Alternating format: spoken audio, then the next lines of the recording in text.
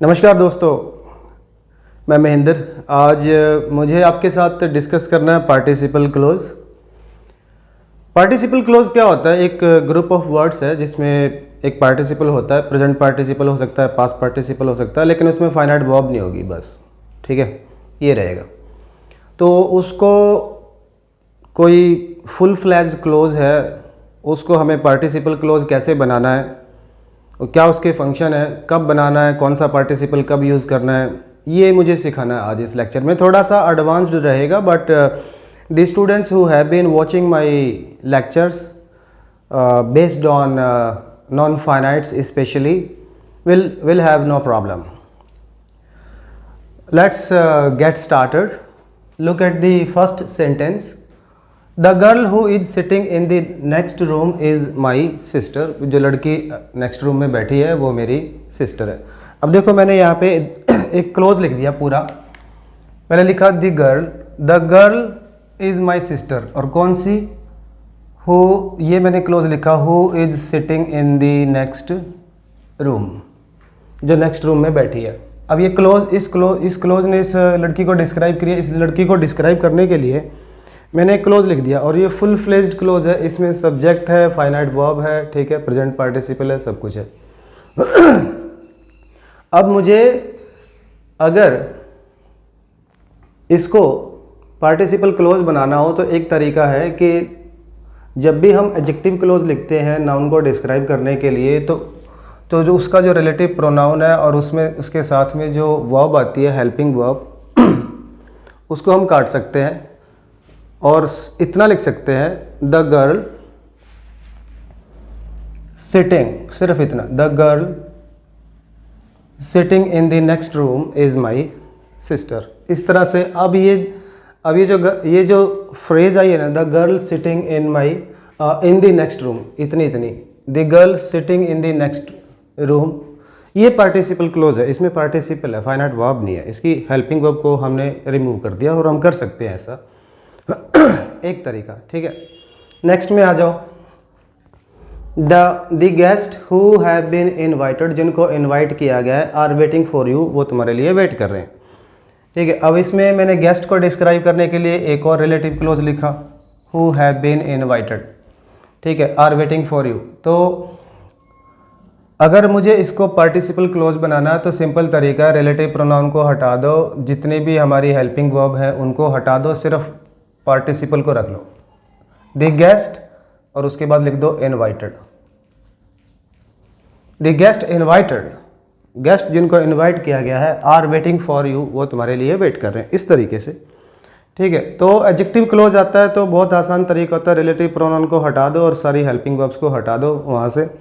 ये finite verb होती हैं, इनको हटा दो, बाद में जो पार्टिसिपल बचता है वो आपका फिर पार्टिसिपल क्लोज बन जाएगा। दोनों का मीनिंग सेम है। अब पेपर में कई बार इस तरह से आता है कि कई बार आदमी दो फुल फ्लेज्ड क्लोज लिख देगा। ये तो थे एडजेक्टिव क्लोज, अब यहाँ पे एडवर्ब क्लोज आ गया, क्योंकि यहाँ पे जो डिपेंडेंट क्लोज स्टार्ट हो रहा है वो टाइम का कंजक्शन है उसके आगे, तो वो एडवर्ब क्लोज ऑफ टाइम है। इसको अगर हमें पार्टिसिपल क्लोज बनाना, when he was walking in the garden, जब वो गार्डन में घूम रहा था, he met his old friend, वो मिला अपने पुराने दोस्त से। ठीक है, अब देखो, जो हमारा डिपेंडेंट क्लोज होता है ना, उसी में हम उसी को पार्टिसिपल क्लोज बनाते हैं, और डिपेंडेंट क्लोज जो है वो कंजक्शन से स्टार्ट होता है, मेन क्लोज पे डिपेंड करता है। ठीक है, अब हमें इसको अगर पार्टिसिपल क्लोज बनाना है तो हमें ध्यान रखना पड़ेगा कि ये जो मीट वर्ब आई है और जो वॉज वॉकिंग वर्ब आई है, ये दोनों का सब्जेक्ट सेम है। मैं ही गार्डन में घूम रहा था और मैं ही मिला।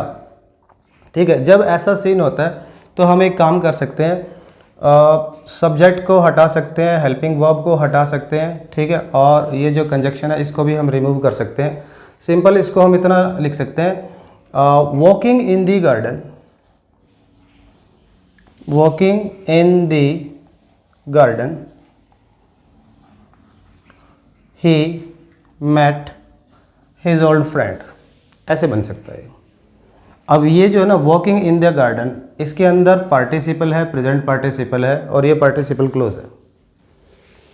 ठीक है, ऊपर जो सेंटेंस था उसमें दो क्लोज थे, एक था डिपेंडेंट क्लोज और एक था मेन क्लोज। अब इसके अंदर हालांकि ये सेंटेंस अब एक ही सेंटेंस बन गया है, लेकिन इसमें एक पार्टिसिपल क्लोज आया, इसमें हमने पार्टिसिपल यूज़ कर लिया। इस तरीके से हम बना सकते हैं। प्रेजेंट पार्टिसिपल यूज़ हो गया क्योंकि उसका जो घूमने का काम था, चलने का, वो प्रोग्रेस में था। ठीक है ना, तो हमें प्रेजेंट पार्टिसिपल यूज़ करना पड़ेगा। प्रेजेंट पार्टिसिपल जनरली हम जो एक्शन प्रोग्रेस में होते हैं उनके लिए यूज़ करते हैं। अगले में आ जाओ। After he had completed his homework he went out to play. तो उसने क्या करा, पहले उसने अपना होमवर्क कंप्लीट करा, उसके बाद वो खेलने चला गया। अब गैप आ गया ना दोनों एक्शन में। अच्छा, एक्शन यहाँ पे कंप्लीट भी हो गया, प्रेजेंट पार्टिसिपल तो यूज़ कर नहीं पाएंगे, पास्ट पार्टिसिपल ऑलरेडी यूज्ड है। ठीक है, तो जब हमें दो एक्शन में गैप दिखाना हो तो मैंने मेरे प्रीवियस लेक्चर्स में बताया है, हम वहाँ पे यूज़ करते हैं परफेक्ट इन्फिनेटिव। और परफेक्ट इन्फिनेटिव यूज़ करने का तरीका क्या है, हैविंग लगाओ। ठीक है, उसके बाद आप पास्ट पार्टिसिपल यूज़ करो, हैविंग प्लस वर्ब की थर्ड फॉर्म। तो ये है हमारा डिपेंडेंट क्लोज, ये कंजक्शन रहा। ठीक है, यहीं पे हम इसको ऐसे बना देंगे। अब देखो फिर से वही कहानी है, ये जो कंप्लीट करने का काम है इसका सब्जेक्ट, और जाने का जो काम है इसका सब्जेक्ट सेम है। जब इस तरह से सेम हो तो हम जब दोनों क्लोजेज में जो वर्ब आई है उनका सब्जेक्ट सेम होता है तो हम पार्टिसिपल क्लोज यूज़ कर सकते हैं। तो हम अब एक काम करेंगे, ये कंजक्शन हटा देंगे, ये सब्जेक्ट हटा देंगे, हेल्पिंग वर्ब हटा देंगे और उसके बाद लिख देंगे परफेक्ट पार्टिसिपल यूज़ कर लेंगे, having completed his homework he went out to play, ऐसे कर लेंगे। तो अब ये जो हैविंग कंप्लीटेड हिज होमवर्क है ये पार्टिसिपल क्लोज है। ठीक है, और परफेक्ट पार्टिसिपल यूज़ किया है क्योंकि परफेक्ट पार्टिसिपल का यूज़ हम पास्ट में जो एक्शन हुए हैं उनमें हमें गैप दिखाना हो तो करते। नेक्स्ट में आ जाओ। After he had been fired from the job he stayed at home for 2 months। भाई उसको पहले जॉब से निकाल दिया गया। जॉब से निकलने के बाद, फायर का मतलब निकालना होता है। ठीक है, निकाल दिया जॉब से। ही stayed at home for 2 months, वो 2 महीने के लिए अपने घर पे रहा। अब कहानी वही है, दो काम हुए हैं, दोनों में गैप है। उसको जॉब से निकाला, उसके बाद वो अपने घर पे रहा 2 महीने। लेकिन अब आप देखोगे कि यहाँ पर ये जो पहला जो सेंटेंस था इसमें एक्टिव सेंटेंस था, यहाँ पे जो सेंटेंस है वो पैसिव सेंटेंस है। ठीक है, हमें परफेक्ट पार्टिसिपल ही यूज़ करना है लेकिन पैसिव फॉर्म यूज़ करनी है। पैसिव फॉर्म का तरीका ये होता है, हैविंग लगाओ, उसके बाद बीन लगाओ और उसके बाद पास्ट पार्टिसिपल। ये परफेक्ट पार्टिसिपल पैसिव फॉर्म होती है। तो वही तरीका है, जॉब से इसी को निकाला गया और यही बंदा घर पे रहा। दोनों ये जो वर्ब आई हैं क्लोजेज में उनका सब्जेक्ट सेम है, तो ये कंजक्शन हटाओ, ये सारी हेल्पिंग वर्ब हटाओ। ठीक है, पास्ट पार्टिसिपल रख लो और उसकी जगह रख दो आप हैविंग बीन फायर्ड। तो इसको ऐसे बन जाएगा, हैविंग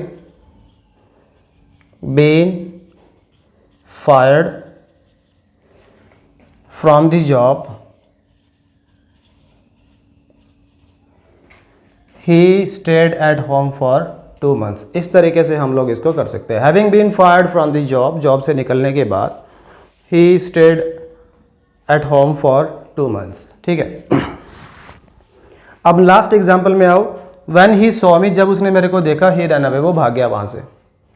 अब इसके अंदर तो पार्टिसिपल यूज़ नहीं हो, पहले जितने भी एग्जाम्पल है या तो प्रेजेंट पार्टिसिपल ऑलरेडी आया था या पास्ट पार्टिसिपल आया था। इसके अंदर ये पास्ट फॉर्म है, सॉ भी पास्ट फॉर्म है, रन अवे कर लो, इसको रन कर दिया मैंने यहाँ पे, ही रन अवे, वो भाग गया, ये भी पास्ट फॉर्म है। ठीक है, जब दोनों में पास्ट फॉर्म हो, दोनों क्लोजेज में पास्ट फॉर्म हो और वर्ब ये हो सी। ठीक है, डिपेंडेंट क्लोज तो हमारा यही है, व्हेन ही सॉ मी। यहाँ पर भी यहाँ ही हमें चेंजेस करना है अगर इसको हमें क्लोज बनाना, पार्टिसिपल क्लोज। तो अब हम जब सी वर्ब आए ना और कहानी क्या हो, दोनों एक्शन सेम पॉइंट पे हो गए, तो एक और तरीका होता है, आप ऐसे कर सकते हो, on seeing me he ran away. वो मुझे देखकर भाग गया। और ये होता था भाई, ये जो ऑन सीइंग आता है, ठीक है, ये जो ऑन सीइंग आप करते हो ये सिर्फ सी वर्ब के साथ ही करना, और के साथ मत करना, ठीक है। मुझे देखकर वो भाग गया, when he saw me he ran away, और या on seeing me he ran away, या मुझे देखकर उसने फ़ोन पे बात करना बंद कर दिया, on seeing me he stopped talking on the phone. और चोर जो है वो मुझे देख के भाग गया, same on seeing me the thief ran away, ठीक है, इस तरीके से। तो ये था एक काफ़ी अच्छा लेक्चर था, और थोड़ा सा एडवांस्ड था। फिर भी कुछ ना समझ में आए तो पूछ लेना, और लेक्चर को शेयर किया करो, कमेंट्स किया करो, लाइक किया करो, फॉरवर्ड भी किया करो आगे, ताकि ज़्यादा से ज़्यादा बच्चों को फ़ायदा हो सके, ठीक है। वैसे तो मैंने कोई कमी छोड़ी नहीं, लेकिन फिर भी अगर ना कुछ समझ में आया तो मुझसे पूछ लेना, इस पर कुछ और लेक्चर्स बनाऊँगा मैं आगे। Thank you.